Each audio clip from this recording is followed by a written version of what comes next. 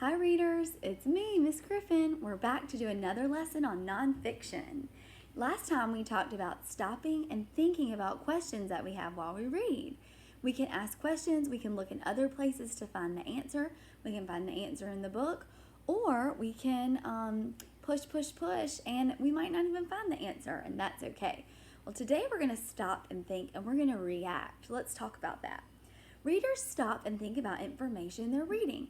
They activate their prior knowledge so that when they read something they already know, they react. They might say, "Yes, I already knew that."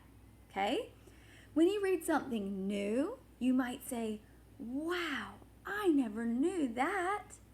Then you add this new information to your memories, right, inside of your brain, and then you can share what you've learned. Today we're going to stop, think, and we're going to share new information that we learned. So excited. So in nonfiction reading, there are times when we flip through the pages of a book really quickly. Sometimes we're just looking fast. And when we do that, we're not thinking about what we're reading. I always did that when I was a kid.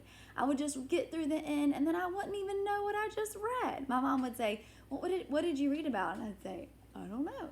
I was reading too fast. I wasn't stopping and thinking. So we want to learn as much as we can when we read, so we must slow down and really think about it.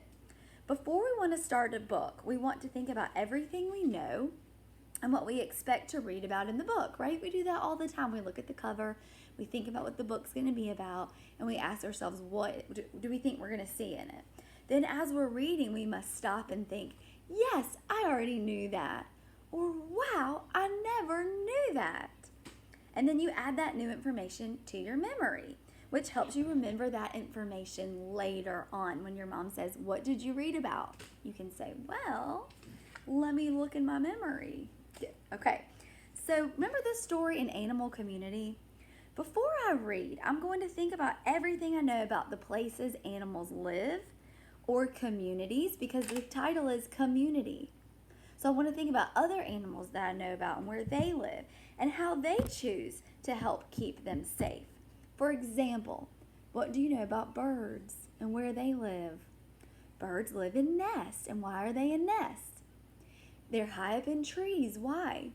To protect them. Right. So now as I read, I'm going to think about what I already know and what is new information. Remember, you might already know it, or you might say, "Wow, that's new." Okay, an animal community. Do you remember what this text feature is called? Table of contents. Great. What is a community? A community is a place. It is also the group of living things that shares that place. Living things are plants, animals, and people. Prairie dogs are animals that live in communities. They live in communities to stay alive. Let's see. A community is a place. It is also the group of living things that shares that place. Yes, I already knew that about communities. The author says down here that animals live in communities to stay alive. Wow, I never knew that. It makes sense that animals choose places to live that are safe, right? But I never thought about how this is such an important decision because it will help keep their families alive. Let me add it to my memory. Let's skip over to town guards and read about town guards. Communities have police officers to protect people. Prairie dogs also protect their towns and from predators. Predators are animals that hunt and eat other animals. Foxes, coyotes, and hawks eat prairie dogs. Let's see what the author wrote. Predators are animals that hunt and eat other animals. Wow, I never knew that. That's a little scary though. I wonder if they do that because they can't find food to eat during the winter, or I wonder if larger animals try to eat smaller animals.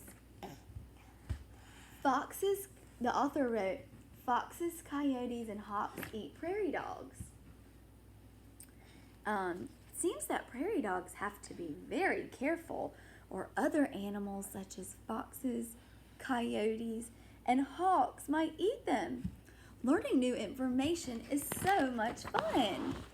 Sean, say hi. He's eating some pizza. Okay, let me talk to the friends. Okay, let's show them this, Sean. So when we read, we stop, think, react, and share. Here, come here. Come right here. Come right here. Before and during your reading. First, here, help me hold it right here. Will you help me? Pizza on your face. Will you help me? I need to show the kids. Let me have it.